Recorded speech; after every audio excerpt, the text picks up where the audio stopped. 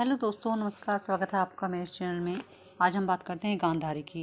गांधारी गंधार नरेश सुबल की पुत्री थी। गांधारी छोटी उम्र से ही भगवान शिव की आराधना करती थी। उनकी अटूट भक्ति से प्रसन्न होकर शिव ने उन्हें 100 पुत्रों की माता बनने का वरदान दिया। उनका विवाह दृष्टास से हुआ था, जो जन्म से ही नेत्रहीन थे। अपने पति की नेत्रहीनता के कारण उन्होंने भी अपनी आंखों पर आजीवन पट्टी बांध ली थी। हस्तिनापुर के राजा के रूप में उनके सबसे बड़े पुत्र दुर्योधन को राजा बनाया गया। महाभारत के कुरुक्षेत्र में जब युद्ध चल रहा था तो गांधारी ने अपनी पट्टी खोलने का निश्चय किया, क्योंकि उनकी आंखों में एक दिव्य ऊर्जा थी और इस ऊर्जा को देने के लिए उन्होंने अपने पुत्र को नग्न अवस्था में आने के लिए बोला। जब दुर्योधन शाम ढले नग्न अवस्था में जा रहे थे तो कृष्ण ने उन्हें टोका और कहा, युवराज, माँ के सामने ऐसे ही नग्न अवस्था में जाओगे?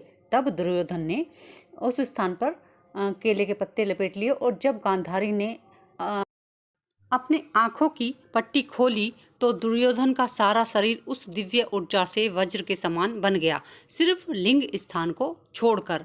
कहते हैं जब कुरुक्षेत्र में गांधारी के 100 पुत्र मृत्यु को प्राप्त हुए तो कई दिन भूख प्यास से इधर उधर भटकने के बाद गांधारी को भूख लगी और उसने एक बेरी का पेड़ देखा और अपने पुत्रों के शवों के ऊपर चढ़कर वह बेर तोड़ने लगी। तभी वहां कृष्ण आ गए और बोले, कटाक्ष करते हुए कृष्ण बोले, अरे गांधारी, तुम्हारे 100 पुत्र मृत्यु को प्राप्त हो गए हैं और तुम बेर खा रही हो। इस बात से आहत होकर गांधारी ने कृष्ण को श्राप दिया कि तुम चाहते तो यह युद्ध रोक सकते थे। जिस प्रकार कौरवों का नाश हुआ है उसी प्रकार यदुवंश का भी नाश होगा। तुम भी अधिक समय तक इस धरती पर जीवित नहीं रहोगे। इस श्राप के अनुसार ही यादव वंश के सभी लोग आपस में लड़कर मारे गए। इस घटना के बाद एक दिन भगवान श्री कृष्ण एक पेड़ के नीचे योग समाधि ले रहे थे। इसी दौरान एक जरा नाम का शिकारी शिकार करते हुए इधर उधर भटक रहा था तो उन्होंने कुछ चमकती हुई चीज़ देखी। वो चीज़ क्या थी? दोस्तों, श्री कृष्ण के पैर के तलवे में एक पद्म था जो रात के समय चमकता था चंद्रमा के समान।